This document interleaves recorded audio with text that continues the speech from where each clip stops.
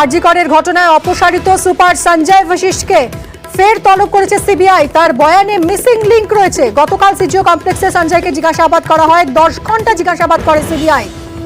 CGO থেকে গভীর রাতে ছাড়া হয় সঞ্জয় বশিষ্ঠকে, আবারও তলব করা হয়েছে। অর্পিতা আমাদের প্রতিনিধি রয়েছেন। অর্পিতা, কি কারণে, কোথায় কোথায় মিসিং লিংক?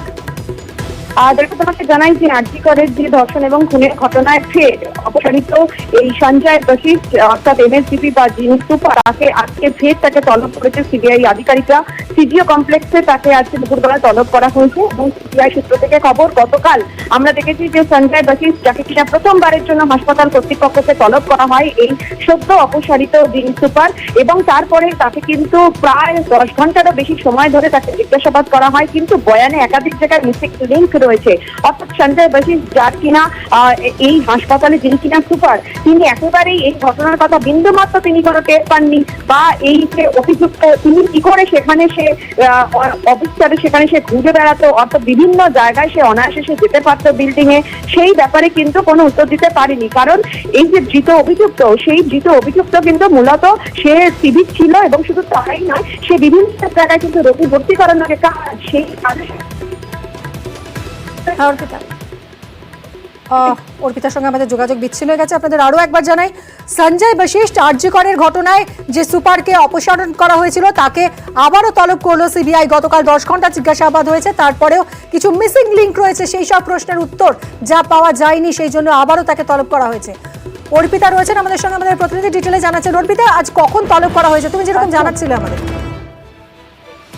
দেখো, যে কালকে আমরা দেখেছি যে গতকাল প্রায় 10 ঘন্টা ধরে তাকে জিজ্ঞাসাবাদ করা হয়। সিবিআই আধিকারিকরা তাকে জিজ্ঞাসাবাদ করে এবং তার বয়ান রেকর্ড করে, কিন্তু সেখানে একাধিক জায়গায় মিসিং লিংক রয়েছে। কারণ সঞ্জয় বশিষ্ঠ, যিনি কিনা সদ্য ও অপসারিত এই হাসপাতালের যিনি সুপার, সেই সুপারের কিন্তু বয়ানে একাধিক জায়গায় অসঙ্গতি এবং একাধিক জায়গায় মিসিং লিংক রয়েছে।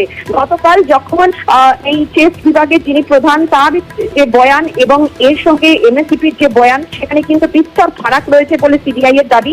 সেই কারণে আজকে ফের তাকে তলব করা হয়েছে। সিবিআই সূত্র থেকে খবর যে সিজিও কমপ্লেক্সে যে স্পেশাল ক্রাইম ব্রাঞ্চ, সেখানে তাকে আজকে আসতে বলা হয়েছে। কারণ তার যে বয়ানে যে ফারাক, সেখানে কিন্তু এটা উল্লেখযোগ্য হাসপাতালের গাফিলতির যে বিষয়টি। তার কারণ হচ্ছে যে যেখানে এই ঘটনা ঘটে সেখানে হাসপাতালের কোন রকম কোনো নলেজ কিছু ছিল না।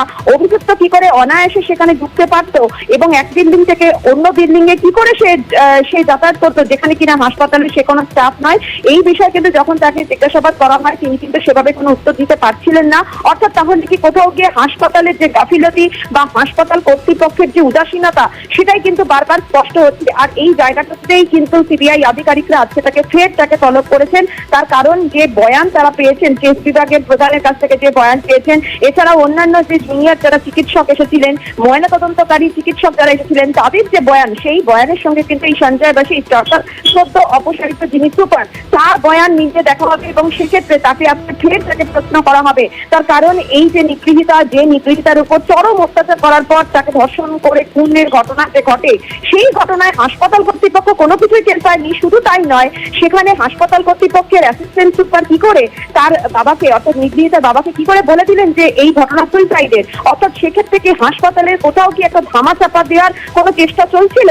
সেই বিষয় কিন্তু নিশ্চিত হওয়ার জন্য পুলিশ সিবিআই আধিকারিকরা ইতিমধ্যেই আবারও তাকে তলব করেছে আজকে, এবং আজকে দুপুরবেলা তাকে তলব করা হয়েছে। সঞ্জয় বশিষ্ঠ, যাকে কিনা গতকালকে তলব করা হয়েছিল প্রথমবার এই আরজি করের ঘটনাতে, সেখানে কিন্তু রাত্রি প্রায় কিন্তু 10 ঘন্টারও বেশি সময় ধরে তাকে জিজ্ঞাসাবাদ করা হয় এবং জিজ্ঞাসাবাদে একাধিক জায়গায় মিসিং লিংক থাকায় আজকে তাকে তলব করা হলো। অনেক ধন্যবাদ অর্পিতা।